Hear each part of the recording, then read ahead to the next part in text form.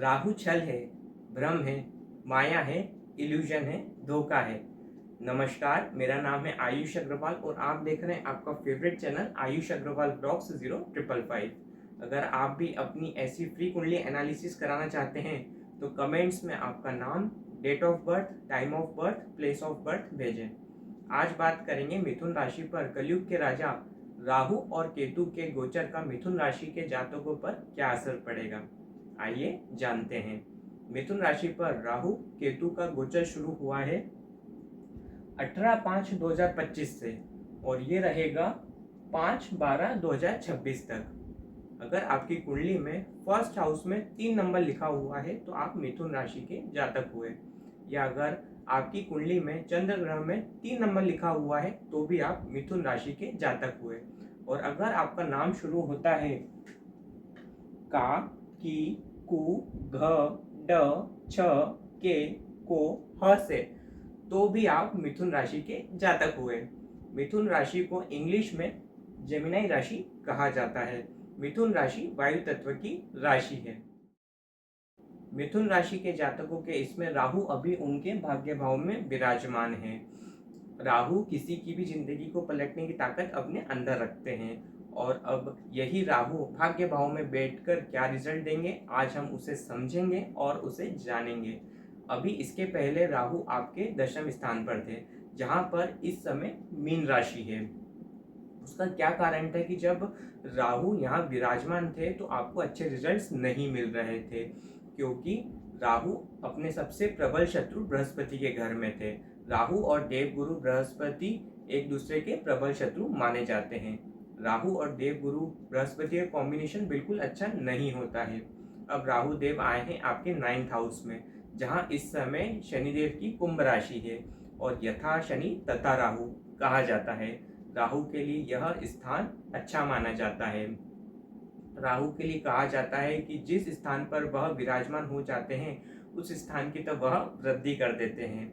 राहु देव का प्रभाव आपके जीवन के भाग्य भाव में 5 दिसंबर 2026 तक रहेगा। इस अवधि में आप बड़े लोगों से मिलेंगे और वहां से आपको बड़ा पॉजिटिव रिजल्ट्स भी मिलने जा रहे हैं। इस समय आप कहीं लॉन्ग डिस्टेंस रिलीजियस प्लेस के दर्शन भी करने जा सकते हैं। मैं आपको बता दूं, राहु का कोई भी अपना घर नहीं होता है और इस समय राहु आए हैं अपने परम मित्र शनि के घर में। तो इस समय आपको कॉन्फिडेंस तो बिल्कुल 7वें आसमान पे होगा और इसी कारण आप किसी बड़े लोगों से जुड़ेंगे और वहां से आप सफलता भी प्राप्त कर ही लेंगे। नवम भाव आपके उच्च शिक्षा का होता है तो इस समय आप उच्च शिक्षा भी प्राप्त कर ही लेंगे। राहु देव नवम भाव में स्थित होकर उनकी पहली दृष्टि पड़ेगी आपके लग्न पर, जहां इस समय आपकी स्वयं की राशि मिथुन राशि विराजमान है और इनके स्वामी होते हैं बुध देव। राहु और बुध का संबंध बिल्कुल घनिष्ठ मित्र वाला है। राहु की दृष्टि आपके लग्न पर पड़ने से आपका कॉन्फिडेंस बहुत ज्यादा बूस्ट होगा। जब भी राहु अपने लग्न पर देखते हैं तब राहु दूसरों से यूनिक और हटके काम करते हैं। इस टाइप के थॉट्स आपके अंदर इस समय चलेंगे कि कैसे मैं अपने आप को दूसरों से अलग, डिफरेंट और यूनिक बनाऊं। जब राहु की दृष्टि आपके लग्न पर पड़ती है तो राहु जैसे आप साम दाम दंड भेद लगाकर अपने टारगेट को हर हाल में अचीव कर ही लेते हैं। और राहु की जो दूसरी दृष्टि पड़ रही है वह पड़ रही है आपके 3rd हाउस पे, जो कि आपके पराक्रम का भाव है, जहां इस समय सिंह राशि है। इस समय आपका पराक्रम किसी भी हाल में डगमगाएगा नहीं। इस समय आपका आत्मबल किसी से भी कमजोर नहीं होने वाला है। राहु देव जब पराक्रम भाव को देखते हैं तो आपको स्पोर्ट्स में बड़ी सफलता देते हैं। अगर आप सॉफ्टवेयर संबंधित काम से जुड़े हैं, अगर आप आईटी क्षेत्र से जुड़े हैं, ट्रेडिंग ऑनलाइन संबंधित काम करते हैं, इन सब कार्य से जुड़े लोगों को इस समय विशेष लाभ मिलने जा रहे हैं, क्योंकि राहु का प्रभाव आपके तीसरे स्थान पर पड़ रहा है। क्योंकि राहु मदद करते हैं अपने अंदर की चैलेंजिंग सिचुएशन से बाहर लाने में। क्योंकि जब समुद्र मंथन हुआ था और इसमें से अमृत निकला था और वह अमृत केवल देवों को मिलने वाला था, तो कैसे राहु देव ने अपने चैलेंजिंग सिचुएशन में भी अपने रास्ता बनाया और उस अमृत को पाया और उस अमृत का पान कर ही लिया था उन्होंने।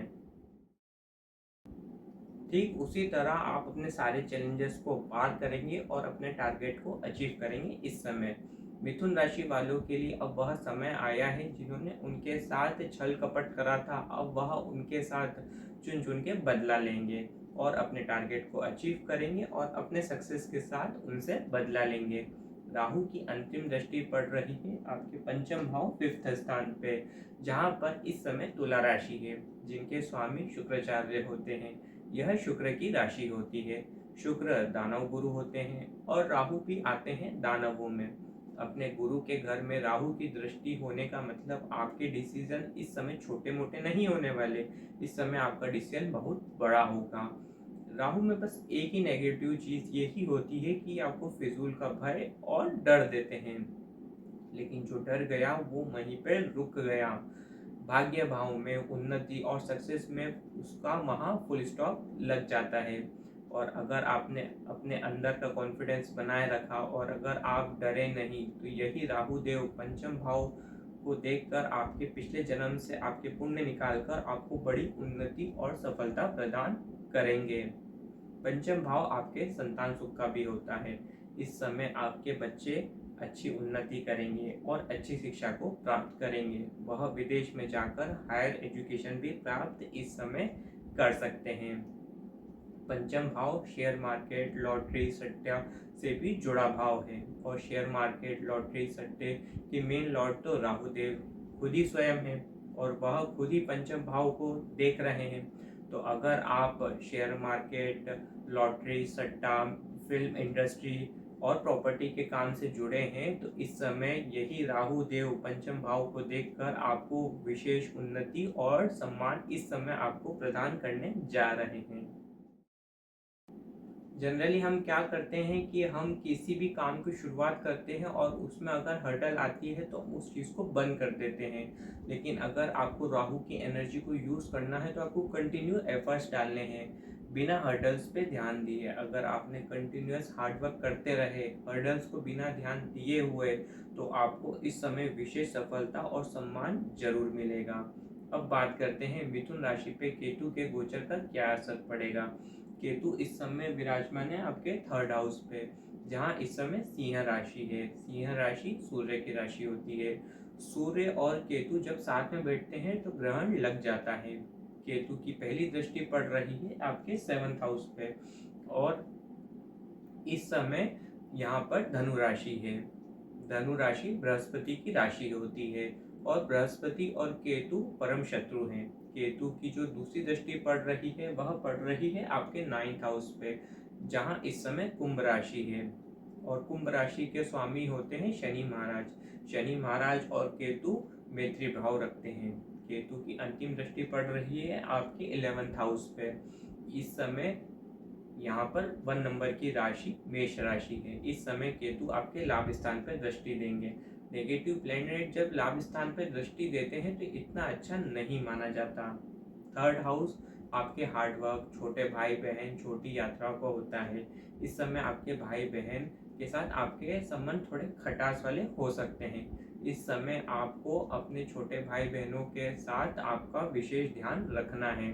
हो सकता है इस समय उनके करियर में, हेल्थ में, लाइफ में कुछ दिक्कत आ सकती है। केतु इस समय आपको लेजी बनाएंगे।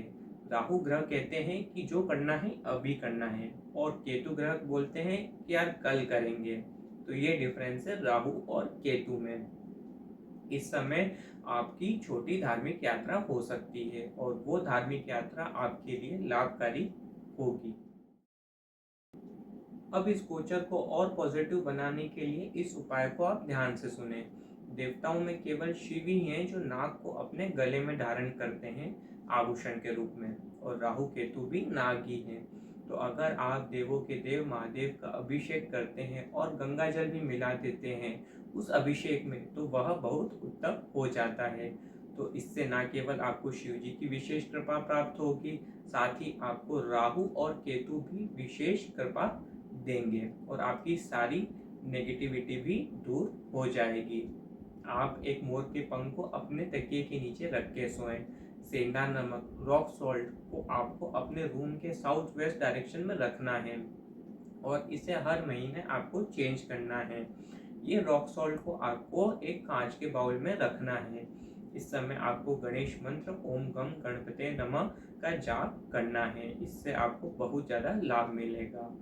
उम्मीद है आपने इसे अच्छे से समझा होगा, अच्छे से जाना होगा।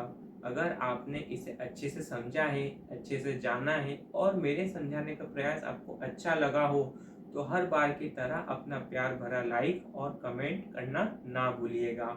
और अगर आपने इस चैनल को सब्सक्राइब नहीं कर रखा है तो चैनल को सब्सक्राइब ज़रूर करिएगा और कमेंट में हर हर महादेव जरूर लिखिएगा, ताकि इस समय आपको शिव जी की असीम कृपा प्राप्त हो। इन्हीं शुभकामनाओं के साथ मैं अपनी वाणी को विराम दूंगा। जय श्री कृष्णा, जय श्री महाकाल, राधे राधे।